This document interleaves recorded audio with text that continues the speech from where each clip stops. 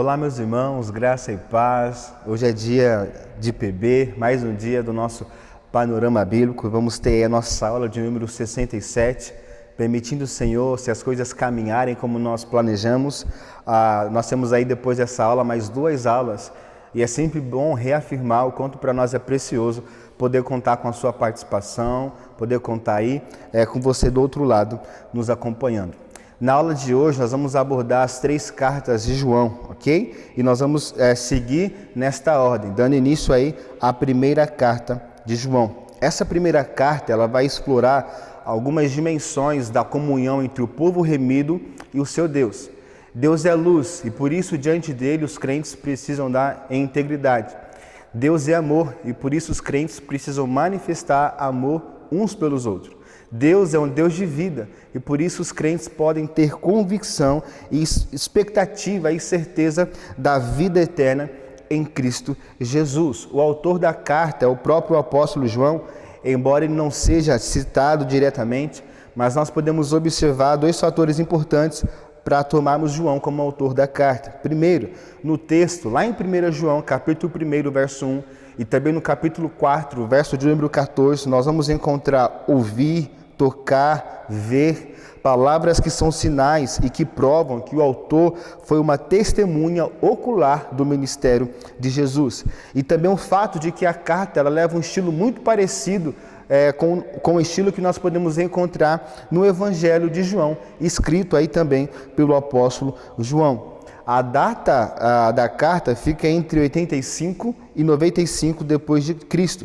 E o seu tema é desmascarar os falsos mestres gnósticos ou os ensinos desse sistema de pensamento filosófico religioso.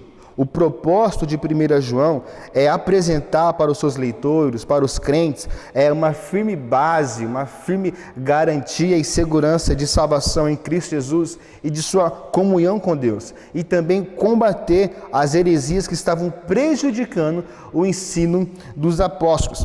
Vejamos aqui alguns fatores importantes da primeira carta de João. Primeiro, a carta visava combater o gnosticismo, uma filosofia que se alicerça na premissa de que o espírito é bom e a matéria é má. E essas duas coisas não podem ter uma relação duradoura, entre elas, uma relação mútua. E no gnosticismo, a salvação consiste em fugir do domínio da matéria que é má e passar para o domínio do espírito. E isso se alcança por meio da gnose ou por meio do conhecimento. Então o gnosticismo vai nos apresentar 2 soluções para esse ensino. Primeiro, a primeira solução é conhecida como docetismo, ou seja, Cristo não era realmente humano. Até porque, se a matéria é má, o ser divino não pode habitar no corpo, não pode habitar na matéria por ela ser má. Cristo não havia vindo em carne, mas em um corpo imaterial.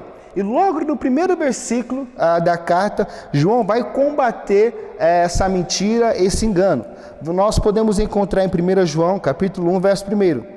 O que era desde o princípio, o que ouvimos, o que vemos, o que os nossos olhos viram, o que contemplamos e as nossas mãos apalparam, isto proclamamos a respeito da palavra de Deus. João está dizendo, nós vimos, nós apalpamos o verbo da vida, o próprio Cristo. E há uma outra solução, uma outra proposta, que é conhecida como serintianismo, que dizia que o Espírito de Cristo, ou o Espírito divino, não habitou verdadeiramente em Jesus, senão depois do batismo, deixando antes da morte na cruz. Nesse caso, o Cristo real não morreu. Ou seja, existiu um Cristo humano que não necessariamente é o Cristo, Filho de Deus.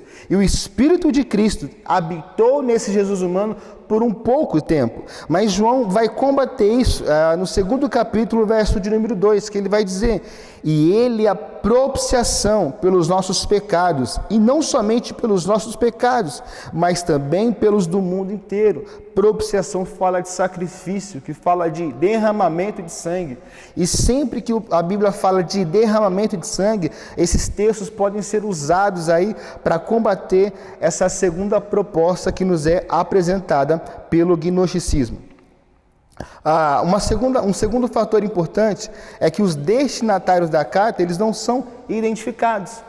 O apóstolo João vai se referir a eles como meus filhinhos, então não se sabe ao certo para quem foi enviada especificamente essa primeira carta. E um terceiro fator importante é que a palavra anticristo é mencionada apenas no capítulo 2, dos versículos 18 a 22, no capítulo 4, versículo de número 3, e também na segunda carta, no verso de número 7. Em nenhum outro lugar das Escrituras a palavra anticristo é encontrada, embora ela seja comumente identificada em 2 Tessalonicenses capítulo 2 como um homem do pecado e também em Apocalipse 13 como a besta. Vamos então para um segundo momento da nossa aula em que nós vamos estudar a respeito da segunda carta do apóstolo João. Esta carta foi escrita para incentivar os leitores a permanecerem inabaláveis na verdade ensinada pelos apóstolos e lembrar-lhes de andar em amor e obediência ao mandamento do Senhor. A carta também foi escrita pelo apóstolo João e tem aí o seu período, aí a sua data de escrita igualmente à primeira carta, entre o ano 85 e 95 depois de Cristo. Seu tema é orientar sobre o apoio dado aos falsos mestres. Nós vamos ver aí um esboço bem simples aí dessa segunda carta. Nós podemos dividir o foco dessa carta em duas partes. A primeira parte visa persistir nos mandamentos de Deus e a segunda parte em não tolerar os falsos mestres. Então, vejamos aí as divisões da carta. Do verso 1 ao 3, nós vamos encontrar a saudação do apóstolo João. No verso de número 4, nós vamos ver o autor falando sobre andar na verdade. E nos versos de número 5 e 6, sobre andar em amor. O verso de número 7 ao número 9, nós vamos encontrar a doutrina dos falsos mestres. Do número 10 ao número 11, evitar os falsos mestres. E do verso de número 12 ao número 13, a bênção que é dada aí pelo apóstolo. Nós vamos encontrar duas interpretações quanto ao destinatário da segunda carta do apóstolo João. Eu quero ler com você o versículo de número 1 da carta que diz: o presbítero, a senhora eleita e aos seus filhos, a quem amo na verdade, e não apenas eu os amo, mas também todos os que conhecem a verdade. Com relação então ao destinatário, nós podemos ter duas interpretações. Primeira, a senhora eleita aqui pode ter sido uma amiga dos apóstolos e os filhos seriam de fato a sua família. Então a primeira interpretação é uma interpretação mais literal, que a senhora se refere a uma amiga dos apóstolos e os filhos à sua família. E uma segunda interpretação seria algo mais figurado, onde a senhora eleita, na verdade, é uma congregação, uma igreja local, e os seus filhos podem aqui, na verdade, estar representando então os membros dessa comunidade local.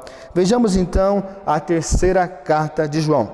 João recebera uma notícia por meio dos mestres itinerantes, os quais relatavam a afetuosidade da hospitalidade de Gaio em seu favor. Então o apóstolo vai pessoalmente agradecer a Gaio, seu companheiro, e falar sobre a verdade, sobre apoiar então os missionários, e vai trazer também o contraste com relação ao homem que é relatado aqui como Diótrefes, que os rejeitou e ordenou aos demais que não agissem com hospitalidade, não recebessem então esses pregadores itinerantes ou missionários da época. O autor é o mesmo autor das duas cartas anteriores e também foi escrita no mesmo período, entre 85 e 95 depois de Cristo. O seu tema é advertir contra a prática de Diótrefes, que não recebia os santos. E o seu propósito: a carta foi escrita para incentivar a hospitalidade de Gaio para os missionários e para condenar o egoísmo de Diótrefes. Vejamos então alguns fatores importantes da terceira carta do apóstolo João. Na época em que a carta foi escrita, a grande parte do ministério era desempenhado por pregadores viajantes. Esses pregadores circulavam ali nas redondezas, eles ficavam por um tempo em determinado grupo, ensinando, pregando, depois partia para um outro grupo, e assim então eles viviam e desenvolviam o seu ministério. E esse estilo aqui de ministério, de desenvolvimento ministerial, era um estilo que era muito suscetível ao abuso por parte de alguns irmãos oportunistas, religiosos, que aproveitavam dessa possibilidade de viver de maneira itinerante para abusar dos irmãos e viver a custas dos irmãos. Um segundo fator importante é que João vai louvar Gaio, provavelmente o seu filho espiritual ou o seu filho na fé, pelo seu simpático apoio a esses viajantes, visto que não recebeu contribuições dos gentios junto de quem trabalhava. Eu quero ler com os irmãos os versículos de número 5 e 8 da terceira carta de João, que diz assim: Amado, você é fiel no que está fazendo pelos irmãos, apesar de não os conhecer. Eles falaram à igreja a respeito desse amor.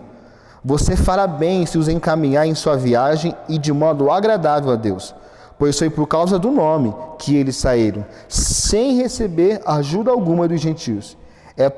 Pois, nosso dever receber com hospitalidade irmãos como esses, para que nos tornemos cooperadores em favor da verdade. Terceira contribuição ou fator da carta, o aparecimento de ditadores da igreja. Havia aqui, e vai ser explicado para nós, um sujeito chamado Diótrefes e alguns outros também, que não queriam receber esses missionários, esses pregadores itinerantes. E eles não apenas não queriam receber, como não permitiam que outros irmãos os recebessem. E desencorajava a igreja de receber esses irmãos. E chegava a ter a ousadia, ou a atitude autoritária de expulsar os irmãos de dentro da igreja que recebiam esses missionários, esses pregadores em suas casas. O versículo de número 9 e 10 diz assim: Escrevi algumas palavras à igreja, mas Diótrefes, que gosta de exercer a primazia entre eles, não nos dá acolhida. Por isso, quando eu for aí, farei com que se lembre das obras que ele pratica, proferindo contra nós palavras caluniosas. E não satisfeito com isso, ele não recebe os irmãos, impede os que querem fazê-los e os expulsa da igreja. Assim terminamos então a nossa aula de número 67, primeira, segunda e terceira carta de João. Espero que você tenha sido abençoado, que você tenha tido nesse período bem curto aqui, o seu conhecimento bíblico sendo enriquecido e que você possa compartilhar desse conteúdo com outras pessoas, para que assim como você, outras pessoas possam ser abençoadas por aquilo que a igreja está promovendo, por aquilo que a igreja tem produzido. Que Deus te abençoe, um grande abraço.